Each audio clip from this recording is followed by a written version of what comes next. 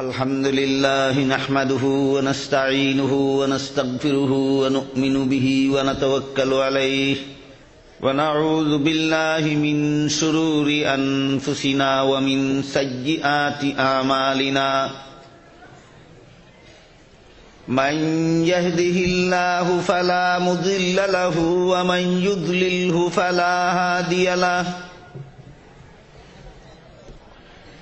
ونشهد أن لا إله إلا الله وحده لا شريك له ونشهد أن سيدنا ونبينا ومولانا محمدا عبده ورسوله صلى الله تعالى عليه وعلى آله وأصحابه وبارك وسلم أما بعد فأعوذ بالله من الشيطان الرجيم بسم الله الرحمن الرحيم ومن الناس من يتخذ من دون الله أندادا يحبونهم كحب الله والذين آمنوا أشد حبا لله ولو يرى الذين ظلموا إذ يرون العذاب أن القوة لله جميعا وأن الله شديد العذاب إذ تبرأ الذين اتبعوا من الذين اتبعوا ورأوا العذاب وتقطعت بهم الأسباب وقال الذين اتبعوا لو أن لنا كرة فنتبرأ منهم كما تبرأوا منا كذلك يريهم الله أعمالهم حسرات عليهم وما هم بخارجين من النار وقال رسول الله صلى الله عليه وسلم أتاني آت من عند ربي فخيرني بين أن يدخل نصف أمتي الجنة وبين الشفاعة فاخترت الشفاعة وهي لمن مات ولم يشرك بالله شيئا أو كما قال عليه الصلاة والسلام হযরত উলামায়ে কেরাম, সম্মানিত সুধী সমাজ, আল্লাহ পাক রব্বুল আলামিন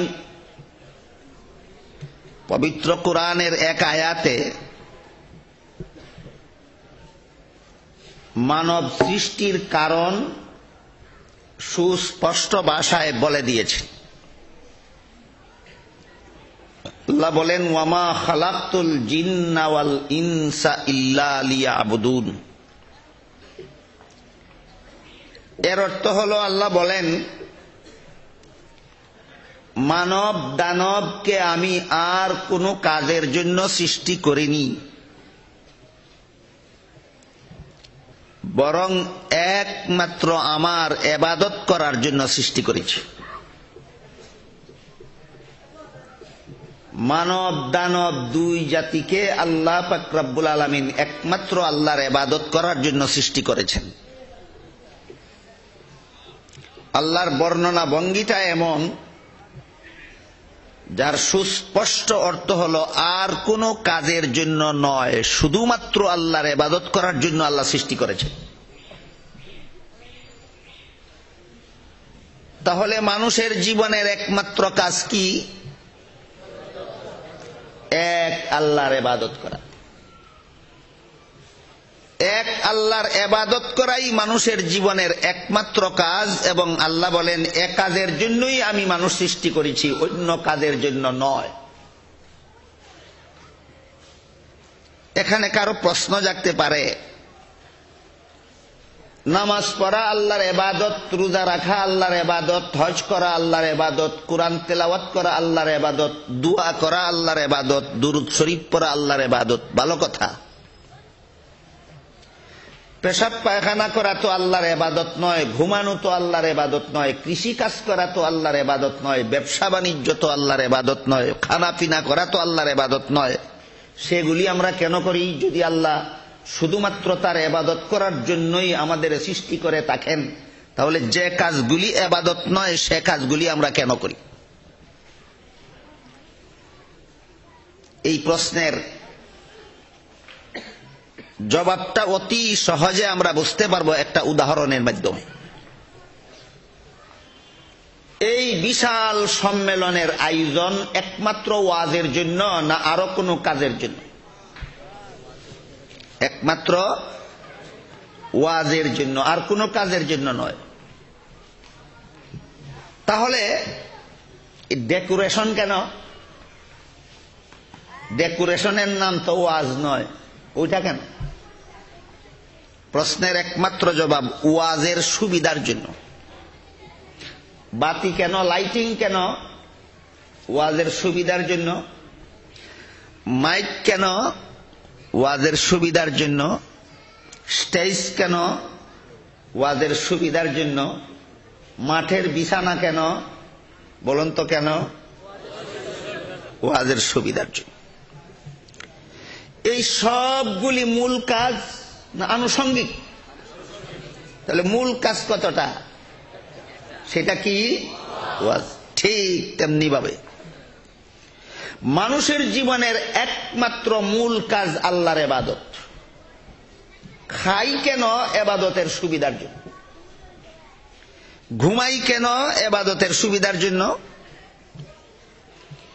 পেশাব পায়খানা করি কেন? ইবাদতের সুবিধার জন্য। বিশ্বাস না হইলে এখন থেকে পেশাব পায়খানা বন্ধ করুন। 20 ঘন্টা পরে দেখা যাবে ইবাদত করতে কেমন কেমন লাগে। কি বলেন? পেশাব পায়খানা এখন থেকে বন্ধ করলে 10 ঘন্টা, 15 ঘন্টা, 20 ঘন্টা পরে ইবাদত করা যাবে আর? তাহলে এবার বলুন, একমাত্র ইবাদত করার জন্য যদি আল্লাহ মানুষ সৃষ্টি করে থাকেন, তাহলে সেই মানুষ পেশাব পায়খানা করে কেন?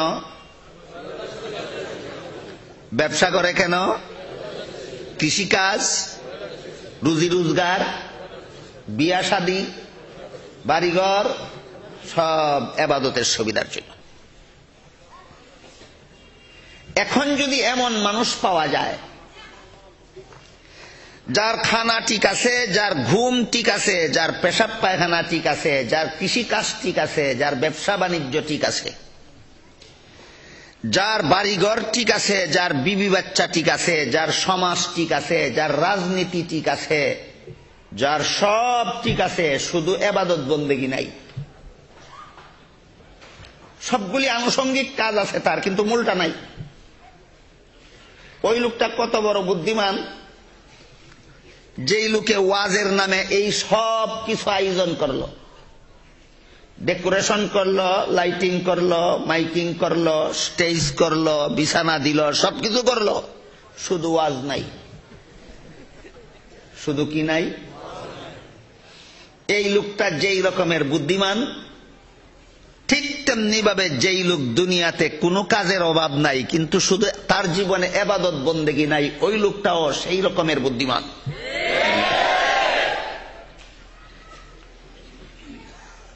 বুদ্ধিমান না বোকা? আনুষঙ্গিক কাজ নিয়ে ব্যস্ত, মূল কাজের খবর নাই। আনুষঙ্গিক কাজ নিয়ে ব্যস্ত, মূল কাজের খবর নাই, তার নাম বুদ্ধিমান। বুদ্ধিজীবী না বোকা? এমন বোকাও কি আমাদের সমাজে আছে? সংখ্যায় কম না বেশি? বুকাদের যেহেতু আসলে কোনো কাজ নাই, অবসর মন, বাংলা একটা কথা আছে, অবসর মন শয়তানের বাসা। অবসর মন শয়তানের বাসা। যেহেতু কোনো কাজ নাই, আনুষঙ্গিক কাজ নিয়ে সারা দিন সারা রাত সারা জীবন ব্যস্ত থাকে, মূল কাজের কোনো খবর নাই, এই জন্য এদের মনের মধ্যে শয়তান বাসা করে, মূল কাজের বিরুদ্ধে কথা বলে, মূল কাজের বিরুদ্ধে কথা বলে। আমার কথাগুলি বুঝে থাকলে একটু দয়া করে বলুন তো, মানুষের জীবনে মূল কাজ কতটা? কি সেই কাজটা? একমাত্র আল্লাহর ইবাদত করা। আর যত ইবাদত আছে সকল ইবাদতের সমষ্টির নাম হলো ধর্ম। সকল ইবাদতের সমষ্টির নাম ধর্ম। নামাজ একটা ইবাদত, রোজা একটা ইবাদত, হজ একটা ইবাদত, যাকাত একটা ইবাদত, কুরআন তিলাওয়াত একটা ইবাদত, তাসবিহ পড়া একটা ইবাদত, জিকির করা একটা ইবাদত, দোয়া করা একটা ইবাদত, দুরূদ পড়া একটা ইবাদত। ধর্ম কোনটা? সবগুলির সমষ্টির নাম ধর্ম। এই কথাটাও আমরা খুব সহজ একটা উদাহরণের মাধ্যমে বুঝতে পারি। এটা হলো মাইকের মাউথপিস, এটা হলো স্ট্যান্ড, এটা হলো ওয়্যার, একটা আছে মেশিন, একটা আছে ব্যাটারি, কতগুলি আছে হরন। মাইক কোনটা? মাইক কোনটা? সবগুলির সমষ্টির নাম মাইক। ঠিক তেমনি ভাবে নামাজ একটা ইবাদত, রোজা একটা ইবাদত, হজ একটা ইবাদত, যাকাত একটা ইবাদত, কুরআন তেলাওয়াত একটা ইবাদত, জিকির একটা ইবাদত, তাসবিহ একটা ইবাদত, দোয়া একটা ইবাদত, দুরূদ একটা ইবাদত। ধর্ম কোনটা? সত্তার সমস্ত ইবাদতের সমষ্টির নাম ধর্ম। ইবাদতের জন্যই যেহেতু আল্লাহ মানুষ সৃষ্টি করেছেন, আর সকল ইবাদতের সমষ্টির নামই ধর্ম, তাইলে অনিবার্য ফলাফল দাঁড়াইল আল্লাহ পাক রব্বুল আলামিন একমাত্র ধর্ম পালনের জন্যই মানুষ সৃষ্টি করেছেন। একমাত্র কিসের? এবার কি ফলাফল দাঁড়াইল? শুধু নামাজ পড়ার জন্যই, শুধু রোজা রাখার জন্যই, শুধু হজ করার জন্যই, শুধু তাসবিহ পড়ার জন্যই, না সকল ইবাদত যথাযথভাবে পালন করার জন্য? সকল ইবাদতের সমষ্টির নামই। কাজেই ইবাদতের জন্যই যেহেতু আল্লাহ মানুষ বানাইছেন, অনিবার্য ফলাফল দাঁড়াইল একমাত্র ধর্ম পালন করার জন্যই আল্লাহ মানুষ সৃষ্টি করেছেন। একমাত্র ধর্ম পালন করার জন্যই আল্লাহ মানুষ সৃষ্টি করেছেন। কাজেই যেই লোক মানব সৃষ্টির মূল উদ্দেশ্য জানে, সে ধর্ম সাপেক্ষ না হয়ে পারে না। ধর্ম সাপেক্ষ না বিপক্ষ না নিরপেক্ষ? তিনটা আছে, তিনটা। একটা হইল ধর্ম সাপেক্ষ, একটা হইল ধর্ম বিপক্ষ, আর একটা হলো ধর্ম নিরপেক্ষ। কটা হইল? এইটাও একটা সহজ উদাহরণের মধ্যে আমরা বোঝার চেষ্টা করি। একটা লোক পোশাক সাপেক্ষ, আর একটা লোক পোশাক বিপক্ষ, আর একটা লোক পোশাক নিরপেক্ষ। পোশাক সাপেক্ষ মানে উলঙ্গ না কাপড় পরা? পোশাক বিপক্ষ উলঙ্গ। আর পোশাক নিরপেক্ষ অর্থ কাপড় পরলেও বাধা নাই, ল্যাংটা থাকলেও বাধা নাই। এই কথাটা সহজে আমরা উদাহরণের মাধ্যমে বুঝে আসার কথা কিনা? পোশাক সাপেক্ষ মানে কাপড় পরার পক্ষে, কাপড় পরার। পোশাক বিপক্ষ মানে কাপড় পরার বিপক্ষে। পোশাক নিরপেক্ষ মানে কাপড় পরলেও বাধা নাই, ল্যাংটা থাকলেও। ল্যাংটা থাকলে যদি বাধা না থাকে, আল্লাহ তোমাকে সৃষ্টি করছিলেন কোন কাজের জন্য? নাকি গুড়ার কথা ভুলে গেলাম? ঠিক পোশাকের বেলায় যেমন তিনটা পক্ষ হইতে পারে, ধর্মের বেলায় তিনটা পক্ষ হইতে পারে: ধর্ম সাপেক্ষ, ধর্ম বিপক্ষ, ধর্ম নিরপেক্ষ। ধর্ম সাপেক্ষ বাণী ধর্মের পক্ষে, ধর্ম বিপক্ষ বাণী ধর্মের বিরুদ্ধে, ধর্ম নিরপেক্ষ বাণী ধর্ম পালন করলেও বাধা নাই, না করলেও বাধা নাই। তোমার আল্লাহ সৃষ্টি করলেন কেন? তাহলে সৃষ্টির উদ্দেশ্য গেল কোথায়? আল্লাহ মানুষ সৃষ্টি করলেন কেন? সকল ইবাদতের সমষ্টির নামই তো ধর্ম। বিপক্ষে যাবেন না নিরপেক্ষ থাকবেন? না ধর্ম সপক্ষতার জন্যই আল্লাহ মানুষ সৃষ্টি করেছেন। ধর্ম সপক্ষতার জন্যই আল্লাহ মানুষ সৃষ্টি করেছেন, ধর্ম পালনের জন্যই মানুষ সৃষ্টি করেছেন। কিন্তু পবিত্র কোরআনের বিভিন্ন আয়াতে আল্লাহ পাক রব্বুল আলামিন বিভিন্ন ধর্মাবলম্বীর ধর্মীয় স্বাধীনতা ঘোষণা করেছেন। যেমন এক আয়াতে আল্লাহ বলেন লা ইকরাহা ফিদ্দীন। এটা হলো সূরাতুল বাকারার 256 নম্বর আয়াতের একাংশ। এখানে আল্লাহ বলেন লা ইকরাহা ফিদ্দীন, ধর্মের বেলায় বল প্রয়োগ চলবে না। অর্থাৎ যে কোনো ধর্মাবলম্বী স্বেচ্ছায় যদি ইসলাম গ্রহণ করে না, তাহলে তাকে তার ধর্ম ত্যাগ করতে বাধ্য করা যাবে না, ইসলাম ধর্ম গ্রহণ করার জন্য বল প্রয়োগ করা যাবে না। এই সূরাতুল বাকারার 256 নম্বর আয়াতে আল্লাহ পাক রব্বুল আলামিন সারা দুনিয়ার সমস্ত ধর্মাবলম্বীদের ধর্মীয় স্বাধীনতা ঘোষণা করেছে। মুসলমানেরা যেভাবে ইসলাম ধর্ম পালনে স্বাধীন, হিন্দুরা তেমনি ভাবে হিন্দু ধর্ম পালনে স্বাধীন, বৌদ্ধরা তাদের ধর্ম পালনে স্বাধীন, ইহুদিরা তাদের ধর্ম পালনে স্বাধীন, খ্রিস্টানেরা তাদের ধর্ম পালনে স্বাধীন। এই ধর্মীয় স্বাধীনতাকে যদি আপনি ধর্ম নিরপেক্ষতা বলেন, আমি বলি এটার জন্য ধর্ম নিরপেক্ষতার নামে আলাদা কোন মতবাদের দরকার আছে না? কোরআন শরীফের সূরাতুল বাকারার 256 নম্বর আয়াতেই যথেষ্ট। কি বুঝলেন আমার কথা? দেখো, আলাদা কোন মতবাদ আবিষ্কার করার দরকার আছে না কোরআনের আয়াতেই যথেষ্ট? আমার কথা বুঝে থাকলে বলুন, পবিত্র কোরআনের সূরাতুল বাকারার 256 নম্বর আয়াত সারা দুনিয়ার সমস্ত মানুষের সকল ধর্ম পালনের স্বাধীনতা ঘোষণা করেছে কিনা? ঘোষণা করেছে। আলাদা মতবাদ উদ্ভাবন করার দরকার? কোরআন মানলে কি হয়? কোরআন মানলে কি হয়? হ্যাঁ, কোরআন মানলে একটা অসুবিধা হয়।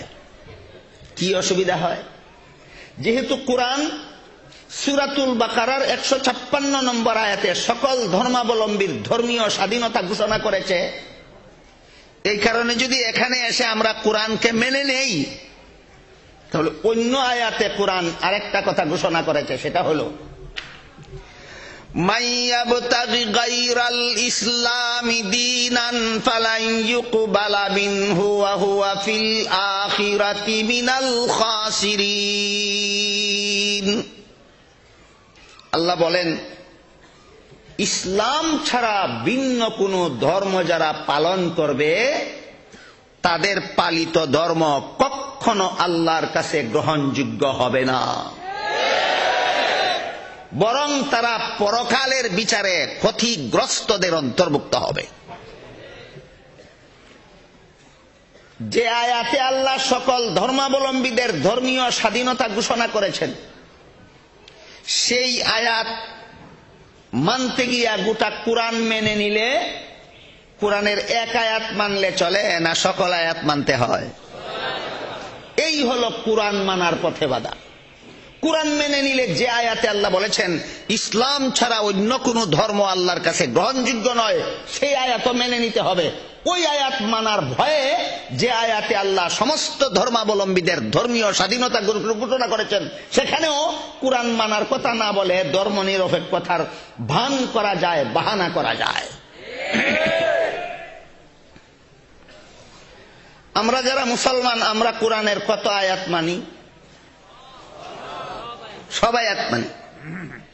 কোরআনের এক আয়াত মানে আর এক আয়াত মানে না যদি, যে আয়াতে আল্লাহ সমস্ত ধর্মাবলম্বীদের ধর্মীয় স্বাধীনতা ঘোষণা করেছেন সেই আয়াত মানে, আর যে আয়াতে ইসলাম ছাড়া অন্য কোন ধর্ম আল্লাহর কাছে গ্রহণযোগ্য হবে না বলেছেন সেই আয়াত মানে না। এমন যদি হয় তাহলে তার পরিণতি কি আল্লাহ পাক রব্বুল আলামিন বলেন, আফাতুমিনুনা বিবাযিল কিতাবি ওয়া তাকফুরুনা বিবাযিন ফামা জাযাউ মান ইয়াফআলু যালিকা মিনকুম ইল্লা খিজিয়ুন ফিল হায়াতিদ দুনিয়া ওয়া ইয়াউমাল কিয়ামাতি ইউরাদ্দুনা ইলা আশাদ্দিল আযাব ওয়া মাল্লাহু বিগাফিলিন আম্মা তা'মালুন। এখানে আল্লাহ বলেন তোমরা কি আল্লাহর কিতাবের একাংশ মানবে আর একাংশ মানবে না? যে দুই অংশ নিয়ে আলোচনা, সেই দুই অংশের প্রথম অংশের মর্ম হইল সকল ধর্মাবলম্বীরা আপন আপন ধর্ম পালনে স্বাধীন, আর এক অংশ হইল একমাত্র ইসলাম ছাড়া আর কোন ধর্ম আল্লাহর কাছে গ্রহণযোগ্য নয়। এই দুইটা কথা কোরআনের দুই অংশ কিনা? দুইটা অংশ কিনা? আল্লাহ বলেন আল্লাহর কিতাবের এক অংশ মানবে এক অংশ মানবে না, এই কি হবে তোমাদের চরিত্র? যদি তাই হয় তাহলে ভালো রকম স্মরণ রেখো, আমি আল্লাহ পাক রব্বুল আলামিন তোমাদেরকে দুইটা শাস্তি দেব। যারা আল্লাহর কিতাবের এক অংশ মানে এক অংশ মানে না, আল্লাহ বলেন তাদেরকে দুইটা শাস্তি দেব। একটা দুনিয়ার জীবনে মরণের আগে, দুইটা শাস্তির একটা দুনিয়ার জীবনে মরণের আগে, আর একটা পরকালে হিসাব নিকাশের পর জাহান্নামে। আর একটা কোথায়? জাহান্নামে। দুনিয়ার জীবনে কি শাস্তি দেবেন আল্লাহ? যারা আল্লাহর কিতাবের একাংশ মানে একাংশ মানে না, তাদেরকে দুনিয়ার জীবনে আল্লাহ কি শাস্তি দেবেন তার বিবরণ দিয়ে বলেন, খিজিয়ুন ফিল হায়াতিদ দুনিয়া, দুনিয়ার জীবনের লাঞ্ছনা, দুনিয়ার জীবনের অপমান, দুনিয়ার জীবনের বেইজ্জতি। দুনিয়ার জীবনের লাঞ্ছনা বলতে কি বুঝায়? দুনিয়ার জীবনের অপমান বলতে কি বুঝায়? দুনিয়ার জীবনের বেইজ্জতি বলতে কি বুঝায়? এর সুস্পষ্ট নজিরগুলি আল্লাহ পাক রব্বুল আলামিন পবিত্র কোরআনের বহু আয়াতে বারবার উল্লেখ করেছেন। হযরত মূসা আলাইহিস সালাম ফেরাউনের দেশের বাসিন্দা ছিলেন। ফেরাউনের দেশের নাম ছিল মিশর। ফেরাউনের দেশের নাম ছিল, ফেরাউন শব্দটা ছিল সেই দেশের প্রেসিডেন্টের উপাধি।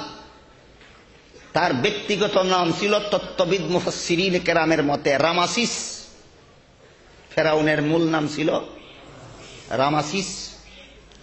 ফেরাউন ছিল উপাধি, কিন্তু কোরআনে তার মূল নাম না ধরে উপাধি ধরে তাকে বুঝাবার কারণে এখন জনসাধারণ মানুষ আর তার মূল নাম জানেই না। উপাধি বললেই চিনে, মূল নাম বললে আর চিনে না। যেমন ভাবে আবু জাহালের মূল নাম ছিল আবুল হাকাম, এখন আবুল হাকাম কইলে কেউ চিনে না, আবু জাহাল কইলে সবাই চিনে। আবু লাহাবের মূল নাম ছিল আব্দুল উজ্জা, আব্দুল উজ্জা বললে কেউ চিনে না, আবু লাহাব বললে সবাই চিনে। ঠিক তেমনি ভাবে ফেরাউনের ব্যক্তিগত নাম ছিল রামাসিস, উপাধি ছিল ফেরাউন। এই কারণে এখন আর রামাসিস বললে অনেকেই চিনে না, কিন্তু ফেরাউন বললে সবাই চিনে। কোন দেশের বাদশা ছিল? মূসা আলাইহিস সালাম ছিলেন সেই দেশের বাসিন্দা। ফেরাউন সেই দেশের গদিতে বসা ছিল একাধারে 400 বৎসর। কতদিন?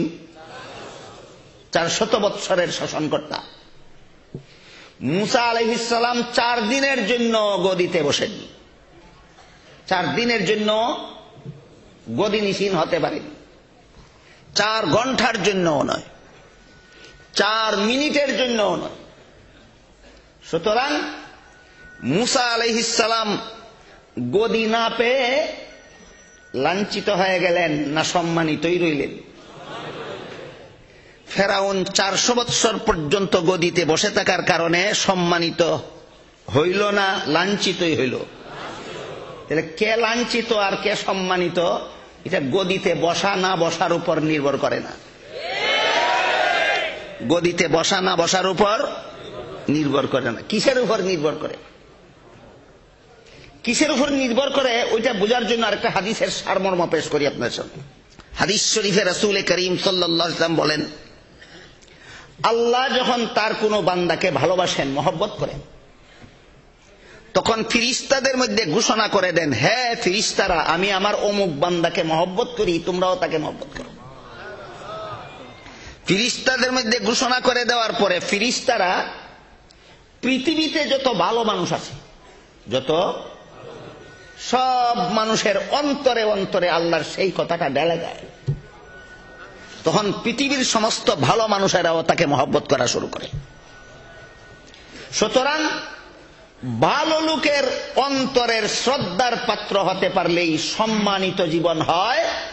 ভালো লোকের অন্তরের ঘৃণার পাত্র হলে ফেরাউনের মতো 400 বৎসরের গদি নিচে হইল লাঞ্ছিত আর বঞ্চিত আর অপমানিত হয়। তাহলে দুনিয়ার লাঞ্ছনা আর দুনিয়ার সম্মান কিসের উপর নির্ভর করে? ভালো মানুষের আন্তরিক ভালোবাসা পাওয়া না পাওয়ার উপর নির্ভর করে। ভালো লোকের আন্তরিক ভালোবাসা পাওয়া না পাওয়ার উপর নির্ভর করে। মৌখিক ভালোবাসা নয়, আন্তরিক ভালোবাসা। ভালোবাসাও দুই রকম, একটা অন্তরে থাকে, একটা মুখে থাকে। মুখের ভালোবাসা কেমন? মুখে মুখে মর্যাদা দেখায়। কেমন? হাদিস শরীফে এক হাদিসে আল্লাহ রাসূল বলেন, কিয়ামতের যতগুলি আলামত আছে এর মধ্যে একটা আলামতের বর্ণনা দিয়ে আল্লাহ রাসূল বলেন, ইউকরামুর রাজুলু মাখাফাতা শাররিহি। এটার মর্মার্থ আমি বাংলায় বলি যে আখিরি জমানায় গণ্যমান্য জঘন্য নেতা হবে। গণ্যমান্য, আপনাদের প্রশ্ন জাগা উচিত, গণ্যমান্য হলে জঘন্য হয় কিভাবে, আর জঘন্য হলে গণ্যমান্য হয় কিভাবে? হাদিসের ব্যাখ্যায় লেখা আছে, বাহ্যিকভাবে নেতারে জনগণ গণ্যতা দেখাবে, মান্যতা দেখাবে, আর অন্তর ভরে ঘৃণা করবে। অন্তর ভরে যেই নেতাকে ঘৃণা করে সেই নেতাকে বাহ্যিকভাবে মান্য করে কেন? তার দুষ্কামির থেকে বাঁচার জন্য। এটার নাম হইল আন্তরিক ভালোবাসা পাইল। কি পাইল? মৌখিকভাবে মান্যতা পাইল আর অন্তর থেকে ঘৃণা পাইল। এটার নাম গণ্য, মান্য, জঘন্য। আরে হাদিসে রাসূল করিম সাল্লাল্লাহু আলাইহি ওয়াসাল্লাম বলেন, 3 দল মানুষের প্রতি হাসরের দিন আল্লাহ পাক রব্বুল আলামিন রহমতের দৃষ্টিতে তাকাবেন না। কত দল? এর মধ্যে এক দলের বিবরণ দিয়ে আল্লাহ রাসূল বলেন, আম্মা কাওমান ওয়াহুম লাহু মুনকিরুন। জনগণ অন্তরের দ্বারা যেই নেতাকে ঘৃণা করে সেই নেতা যদি গায়ের জোরে নেতাগিরি ধরে রাখে, জনগণ অন্তরের দ্বারা যেই নেতাকে ঘৃণা করে সেই নেতা যদি গায়ের জোরে নেতৃত্বকে ধরে রাখে, এমন গণ্যমান্য জঘন্য নেতার প্রতি কাল হাসরের মাঠে আল্লাহ রহমতের দৃষ্টিতে তাকাবেন না। নেতৃত্বের কারণেই মর্যাদাশালী হইল না জনগণের ঘৃণার কারণে লাঞ্ছিত হইল? জনগণের ঘৃণার কারণে লাঞ্ছিত হইল। এবার আসেন মূল আয়াতের দিকে যাই। আল্লাহ পাক রব্বুল আলামিন বলেন, আফাতুমিনুনা বিবাযিল কিতাবি ওয়া তাকফুরুনা বিবাযিন ফামা জাযাউ মান ইয়াফআলু যালিকা মিনকুম ইল্লা খিজিয়ুন ফিল হায়াতিদ দুনিয়া ওয়া ইয়াউমাল কিয়ামাতি ইউরাদ্দুনা ইলা আশাদ্দিল আযাব। তোমরা কি আল্লাহর কিতাবের একাংশ মানবে, একাংশ মানবে না? কোন দুই অংশ নিয়ে আলোচনা? সকল ধর্মাবলম্বীরা আপন আপন ধর্ম পালনে স্বাধীন, এক অংশ, কোরআনের এক অংশ। ইসলাম ছাড়া কোন ধর্মই আল্লাহর কাছে গ্রহণযোগ্য নয়, সেটা কোরআনের আরেকাংশ। এই দুই অংশ নিয়ে তো আলোচনা। আল্লাহ পাক রব্বুল আলামিন বলেন, তোমরা কি আল্লাহর কিতাবের একাংশ মানবে আর একাংশ মানবে না? এমন চরিত্র যদি তোমাদের হয় তাহলে তোমাদেরকে দুইটা শাস্তি দেব, একটা কবরে আর একটা হাসরে। হ্যাঁ, একটা দুনিয়ার জীবনে মরণের আগে, আর একটা হাসরের মাঠে নয়, জাহান্নামে। আরেকটা কোথায়? জাহান্নামে। এবার বুঝে থাকলে বলুন, দুনিয়ার জীবনে আল্লাহর কিতাবের একাংশ যারা মানে আর একাংশ মানে না, এদের দুনিয়ার জীবনের শাস্তিটা কি গদি ভাবে না? গদি ভাবে না? ইমাম হুসাইন রাদিয়াল্লাহু আনহু গদি পাইছিলেন না এজিদ পাইছিল? মানুষে হুসাইনকে ঘৃণার সাথে স্মরণ করে আর এজিদের সেনাবাহিনীকে শ্রদ্ধার সাথে। তাহলে বলেন, হুসাইন আর এজিদের মধ্যে সম্মানিত কে আর ঘৃণিত কে? তাহলে দুনিয়ার জীবনের মান অপমান গদি পাওয়া না পাওয়ার উপর নির্ভর করে না। দুনিয়ার জীবনের মান অপমান যদি গদি হইলেই মানওয়ালা হইতো আর গদি না পাইলেই অপমান হইতো, তাহলে এজিদেই মানওয়ালা হইতো, ইমাম হুসাইনই অপমানিত হইতেন। দুনিয়ার জীবনে গদি পাইলেই যদি মানওয়ালা হইতো আর গদি না পাইলেই অপমান হইতো, তাহলে ফেরাউনের মতো বড় সম্মানী ব্যক্তি দুনিয়া থেকে হতে পারত না। হযরত মূসা আলাইহিস সালাম অপমানিত হয়ে যেতেন।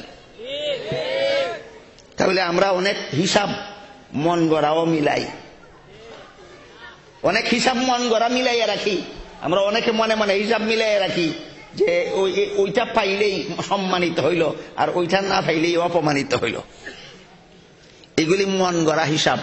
মন গড়া হিসাব করে যেন দুঃখা না খাও, এই জন্য আল্লাহ পাক রব্বুল আলামিন হযরত মূসা আলাইহিস সালামের ঘটনা আর ফেরাউনের ঘটনা পবিত্র কোরআনে বারবার বারবার বারবার বলেছেন। একবার দুইবার না বারবার বলেছেন? হযরত মূসা আলাইহিস সালাম আর ফেরাউনের ঘটনা। যারা আল্লাহর কিতাবের একাংশ মানে একাংশ মানে না, আল্লাহ তাদেরকে কটা শাস্তি দিবেন বলেছেন? একটা মরণের আগে। দুনিয়ার জীবনের শাস্তিটা কি? লাঞ্ছনা। 2 নম্বরটা, ওয়ায়াউমাল কিয়ামাতি ইউরাদ্দুনা ইলা আশাদ্দিল আযাব। কিয়ামতের দিন আল্লাহ পাক রব্বুল আলামিন তাদেরকে জাহান্নামের ভয়ঙ্কর আযাবে নিক্ষেপ করবেন। জাহান্নামের কঠিন শাস্তিতে নিক্ষেপ করবেন। জাহান্নামের কঠিন শাস্তি বলতে মোটামুটি ধারণা দিতে গেলেও জাহান্নামের বিবরণ সারা রাত ভর দেওয়া দরকার।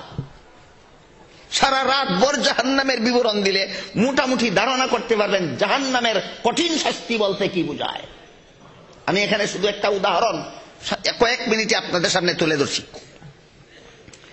হাদিস শরীফে রাসূল করিম সাল্লাল্লাহু আলাইহি ওয়াসাল্লাম বলেন, জাহান্নামীরা জাহান্নামের আগুনে জ্বলন্ত অবস্থায় এক পর্যায়ে তাদের পেটে খিদা লাগবে।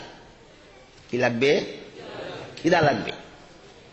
তখন খাদ্য চাওয়ার জন্য আল্লাহর কাছে আল্লাহকে ডাকা শুরু করবে। রাসূল করিম সাল্লাল্লাহু আলাইহি ওয়াসাল্লাম বলেন, একাধারে 1000 বৎসর পর্যন্ত আল্লাহকে ডাকবে। 1000 বৎসরের ভিতরে শুধু ডাকতেই থাকবে, আল্লাহর পক্ষ থেকে কোনো জবাবই আসবে না। কতদিন ডাকবে? কি অবস্থায়? আগুনে জ্বলন্ত অবস্থায়। আগুনে জ্বলন্ত অবস্থায় 1000 বৎসর পরে আল্লাহর পক্ষ থেকে জবাব আসবে, কি চাও? বলবে, আল্লাহ পেটে খিদা লাগছে, খাদ্য চাই। কতদিন আগে? 1000 বৎসর আগে। 1000 বৎসর পরে শুধু আল্লাহ জিজ্ঞেস করবেন, কি চাও? বলবে, পেটে খিদা লেগেছে, খাদ্য চাই। আল্লাহ ফেরেশতাদেরকে নির্দেশ দিবেন, জাহান্নামের আগুনের ভিতরে একটা ফল গাছ আছে। কোথায়? আগুনের ভিতরে। কোরআনের ভাষায় সেই ফল গাছটার নাম জাক্কুম। কোরআনের ভাষায় ফল গাছটার নাম। ফলের আকৃতি কেমন? বাইরে ভিতরে শুধু কাটা আর কাটা ছাড়া আর কিছু নাই। ফলের আকৃতিটা কেমন? মুলায়েম, রসকস যুক্ত না শুধু কাটা আর কাটা যুক্ত? বাইরের দিকেও কাটা, ভিতরের দিকেও কাটা ছাড়া এই ফলে কাটা ছাড়া কিছু নেই। একটা হাদিসে উল্লেখ আছে, লাউ আন্না কাতরাতাম মিনাজ যাক্কুমি কুতিরাত ফিদ দুনিয়া লা আফসাদাত মা ফিহা। সেই জাহান্নামী যাক্কুম ফলের একটা টুকরা যদি পৃথিবীতে নিক্ষেপ করা হতো, যাক্কুম ফলের একটা টুকরার বিষে সারা দুনিয়া বিষাক্ত হয়ে যেত। সারা দুনিয়া কি হয়ে যেত? বিষাক্ত হয়ে যেত। আল্লাহ ফেরেশতাদের নির্দেশ দিবেন, ওই যাক্কুম গাছের একটা ফল এই জাহান্নামীকে খেতে দাও। আস্ত একটা যাক্কুম ফল, উল্টা পাল্টা কাঁটাদার। তার হাতে দেওয়ার সাথে সাথে কতদিনের খিদা? এই জন্য কাটা আছে না রস আছে না কষ আছে না বীজ আছে না মধু আছে ওইটা অনুসন্ধান করার সময় নেই তার। হাতে নিয়ে সাথে সাথেই মুখে দিয়ে গিলে ফেলতে চেষ্টা করবে, কিন্তু আল্লাহ রসুল বলেন গিলতে পারবে না। গলায় গিয়ে চতুর্দিক থেকে বিষাক্ত কাঁটাগুলি বিঁধে গলায় এমন ভাবে আটকা পড়বে, এরপরে আর মুখ থেকে খুলে ফেলতেও পারবে না, গিলে ফেটেও নিতে পারবে না। এবার আপনারা বলুন, যেই জাক্কুম ফলের একটা টুকরা পৃথিবীতে নিক্ষেপ করলে সারা পৃথিবী বিষাক্ত হয়ে যেত, সেই বিষাক্ত জাক্কুম ফল, আস্তটা জাক্কুম ফলের কাঁটা যার গলায় বিঁধে আটকাবে, তার অবস্থাটা কেমন হবে? তখন তার দুনিয়ার কথা স্মরণ হবে। দুনিয়ায় কোনো কিছু খাইতে গিয়ে যদি গলায় আটকা পড়তো, তখন কি দিয়া সারানো যেত? পানি পান করলে সারানো মনে পড়বে দুনিয়ার কথা। তাই এবার পানি চাওয়ার জন্য আল্লাহকে আবার ডাকা শুরু করবে। পানি চাওয়ার জন্য আবার আল্লাহকে ডাকা শুরু করবে। আরো 1000 বছর ডাকার পরে আল্লাহ জিজ্ঞেস করবেন, এবার কি চাও?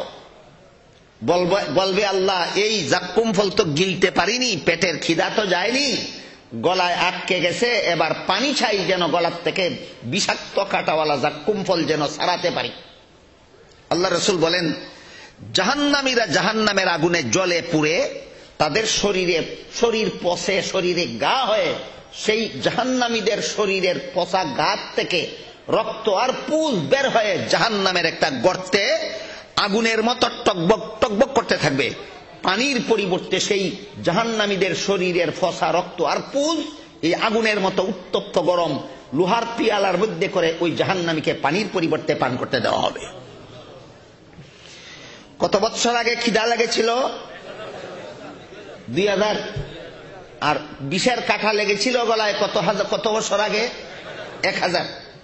2000 বছরের খিদার জ্বালা, 1000 বছরের জাক্কুম ফলের বিষের জ্বালা নিয়ে যখন এই পিয়ালা হাতে পাবে, পিয়ালার ভিতরে রক্ত আছে না পুজ আছে না পানি আছে, ঠান্ডা আছে না গরম আছে, ওইটা অনুসন্ধান করার সময় নেই, তার সাথে সাথে মুখে ঢেলে দিয়ে গিলে ফেলবে।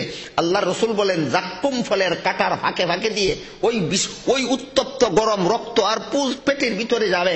এত বেশি গরম হবে সেই রক্ত আর পুজ, পেটের ভিতরে যাওয়ার সাথে সাথে তার পেটের ভিতরের সমস্ত নাড়ি ভুঁড়ি ছিঁড়ে টুকরা টুকরা করে পায়খানার রাস্তা দিয়ে বের হয়ে যাবে। তখন আবার আল্লাহকে বলবে, আল্লাহ আর খাদ্যও চাই না, আর পানিও চাই না, শুধু একটা জিনিস চাই। বলে, কি চাও? বলে, আমাকে মরণ দিয়া দাও, আমাকে ধ্বংস করে দাও।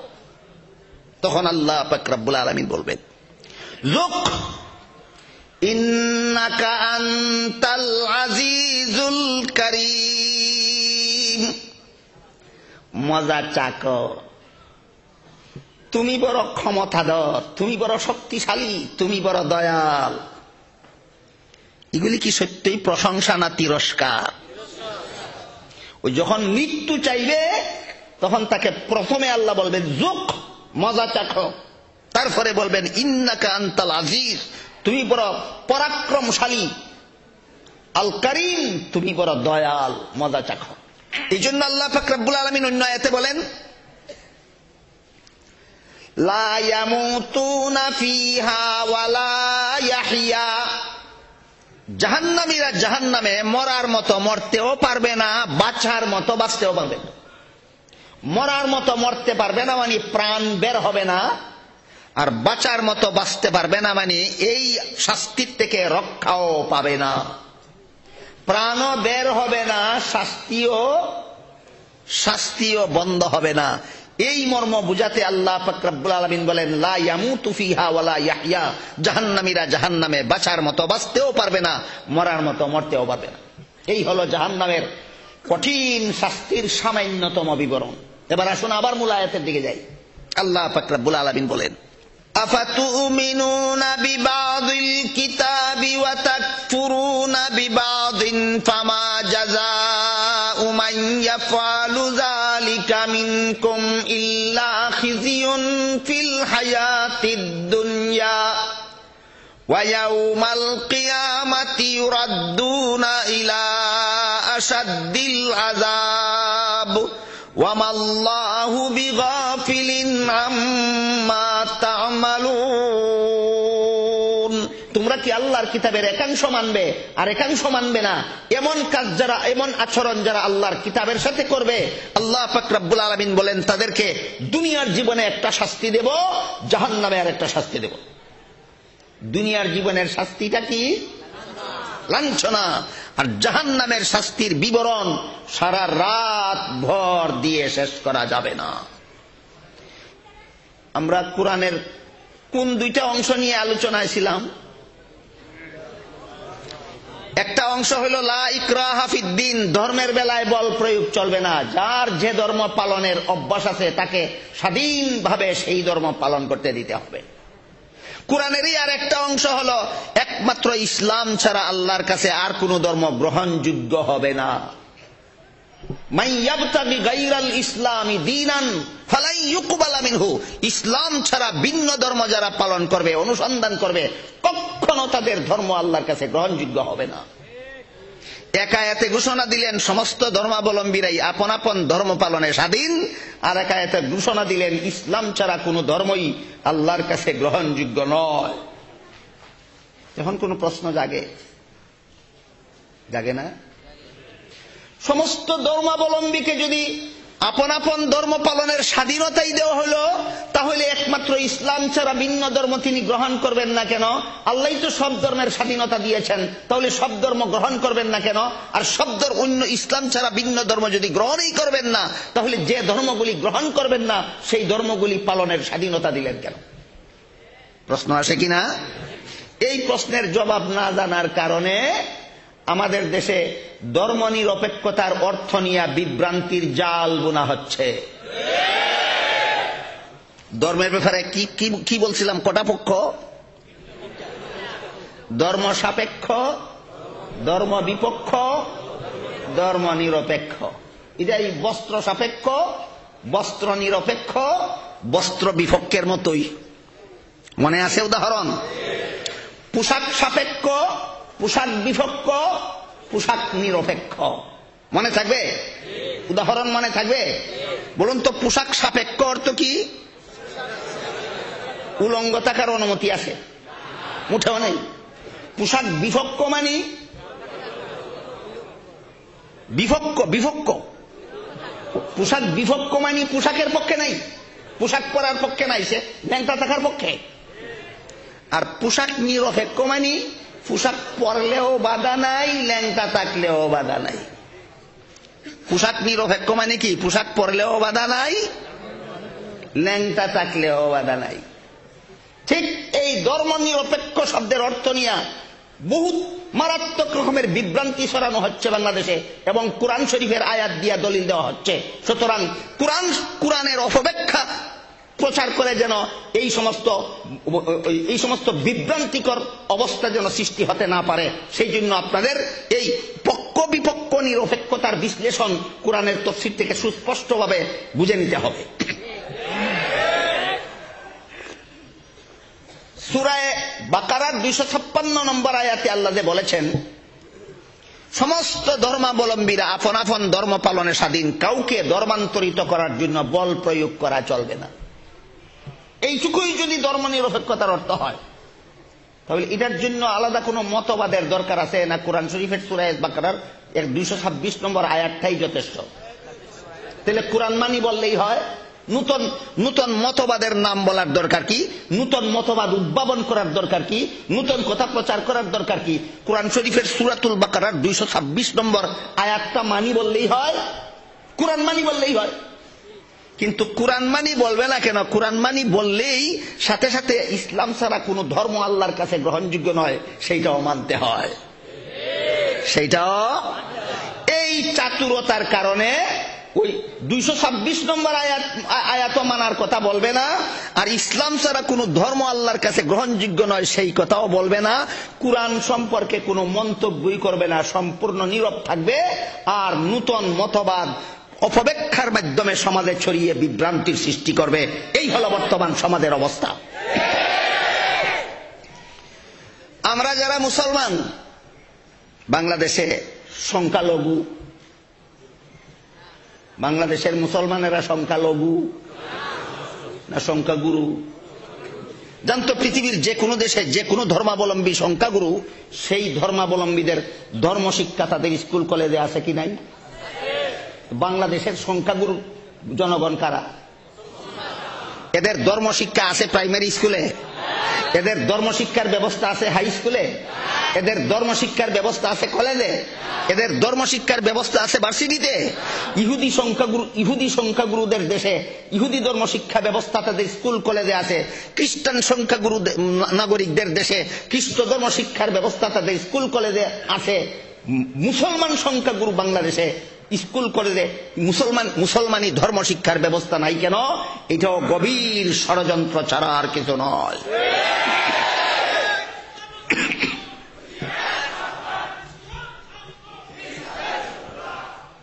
বাংলাদেশ সংখ্যাগুরু মুসলমানের দেশ। আমরা যারা সংখ্যাগুরু মুসলমান, আমার কথা বুঝে শুনে একটু জবাব দিবেন, আমরা কোরআনের কতটা আয়াত মানি? সবগুলি। যে আয়াতে আল্লাহ সকল ধর্মাবলম্বীকে আপন আপন ধর্ম পালনের স্বাধীনতা দিয়েছেন সেটাও মানি। হ্যাঁ, মানি। সকল ধর্মাবলম্বীকে আপন আপন ধর্ম পালনের স্বাধীনতা আল্লাহ যে আয়াতে দিয়েছেন সেই আয়াতও মানি। যে আয়াতে আল্লাহ বলেছেন ইসলাম ছাড়া কোনো ধর্ম আল্লাহর কাছে গ্রহণযোগ্য হবে না, সেইটাও আমরা যারা উভয়টা মানি, আমাদের মনে এবার প্রশ্ন জাগা দরকার, সব ধর্মই যদি পালন করার স্বাধীনতা দিলেন, পারমিশন দিলেন, অনুমতি দিলেন, তাহলে সব ধর্ম গ্রহণযোগ্য হবে না কেন? আর ইসলাম ছাড়া কোনো ধর্ম যদি গ্রহণযোগ্য হবেই না, তাহলে সেইগুলি পালন করার সুযোগ দিলেন কেন, অনুমতি দিলেন কেন? এই প্রশ্নের জবাবটাও একটা সহজ উদাহরণের মাধ্যমে বোঝার চেষ্টা করি। সারা পৃথিবীতে যত শিক্ষা প্রতিষ্ঠান আছে, প্রায় সবগুলি শিক্ষা প্রতিষ্ঠানেই পাঠ্যতালিকা পাঠদান সমাপ্ত করার পর একটা পরীক্ষার ব্যবস্থা হয় কিনা? এই কারণে তো ছাত্রদের মধ্যে একটা প্রবাদ প্রচলিত আছে, ছাত্র জীবন সুখের জীবন যদি না হয় এক্সামিনেশন।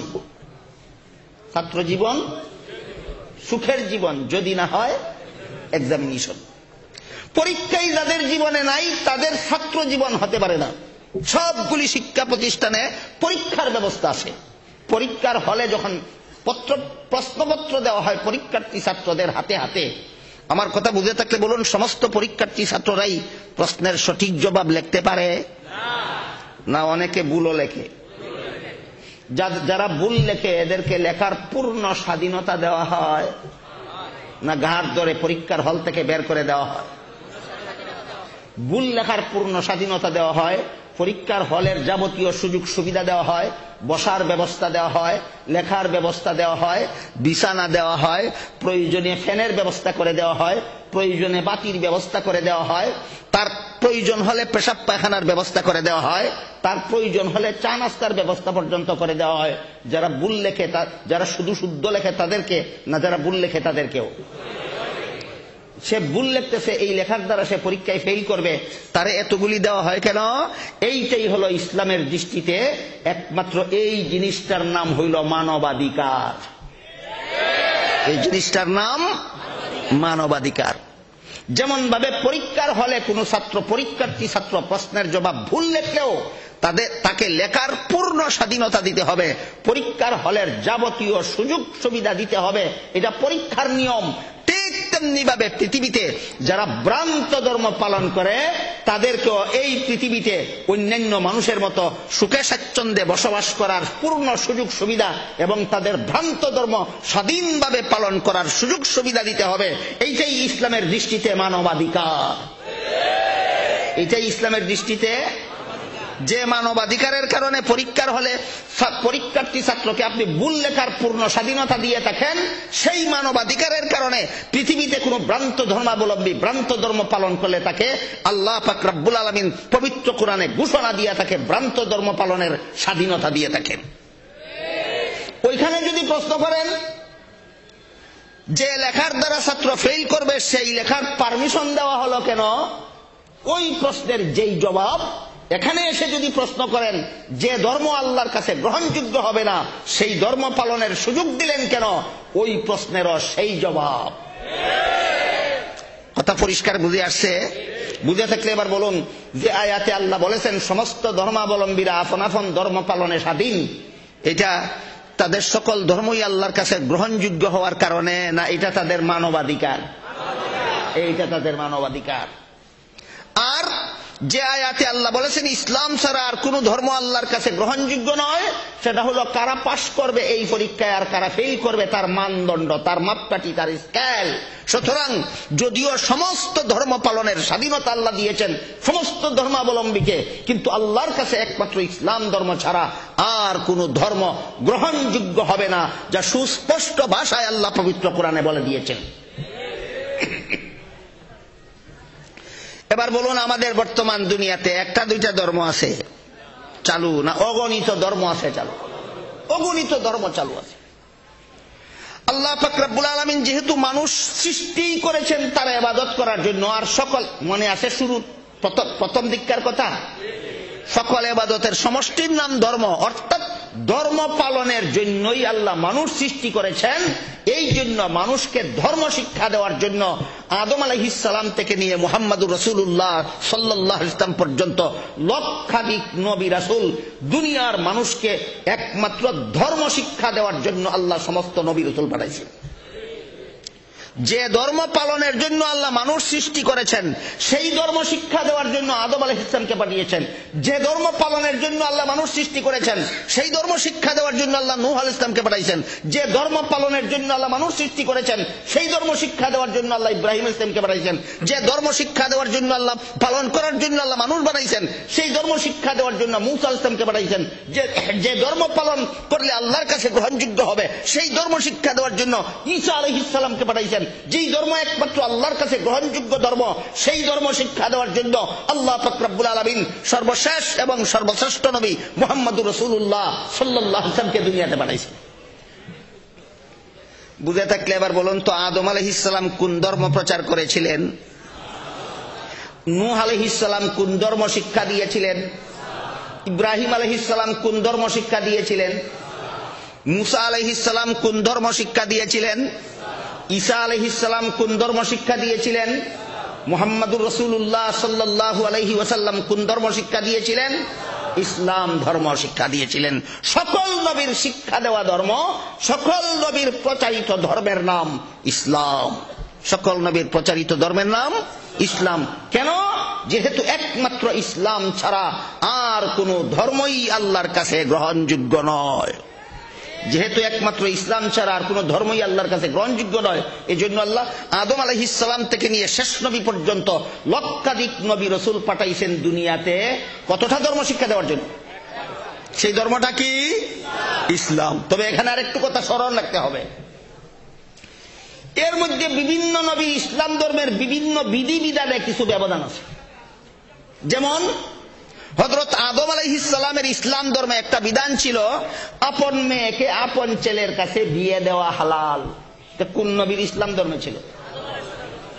মুহাম্মদুর রাসূলুল্লাহর পূর্ববর্তী সমস্ত নবীগণের প্রচারিত ইসলাম ধর্মে একটা ব্যতিক্রম বিধান ছিল, আল্লাহ ছাড়া অন্য কাউকে সম্মান করার জন্য সেজদা করা হালাল।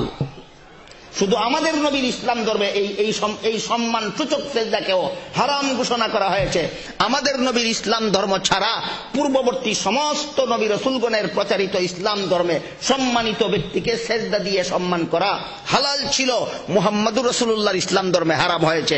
দুটি উদাহরণের মাধ্যমে আশা করি আপনারা পরিষ্কার বুঝতে পেরেছেন যে যদিও সকল নবীর প্রচারিত ধর্ম ইসলাম ছিল, সকল নবীর শিক্ষা দেওয়া ধর্ম ইসলাম ছিল, কিন্তু বিভিন্ন নবীর ইসলাম ধর্মের বিভিন্ন বিধিবিধানে কিছুটা ব্যতিক্রম ছিল। এইরকম ব্যতিক্রম তো মুহাম্মদুর রাসূলুল্লাহর ইসলাম ধর্মের ভিতরেও আছে।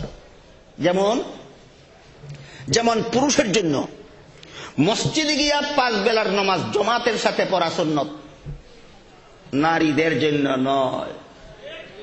দেখি 2 নবীর শরীয়তে 2 বিধান, না একই নবীর শরীয়তে 2 দলের জন্য 2 বিধান? একই নবীর শরীয়তে পুরুষের জন্য সুন্নাত 5 বেলার নামাজ মসজিদে গিয়া জামাতের সাথে পড়া। নারীদের ব্যাপারে হাদিস শরীফে আল্লাহ রাসূল বলেন, খায়রু মাসাজিদিন নিসাই কারু বুয়ুতিহিন্না, নারীদের শ্রেষ্ঠ মসজিদ হলো তাদের ঘরের কোণা।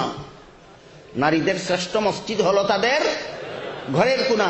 সুতরাং আমাদের বর্তমান সমাজে যে সমস্ত নারীরা মসজিদে নামাজের জামাতে শরীক হতে যায় সেটা সওয়াবের জন্য নয়, ফ্যাশনের জন্য। সোয়াব না ফ্যাশন?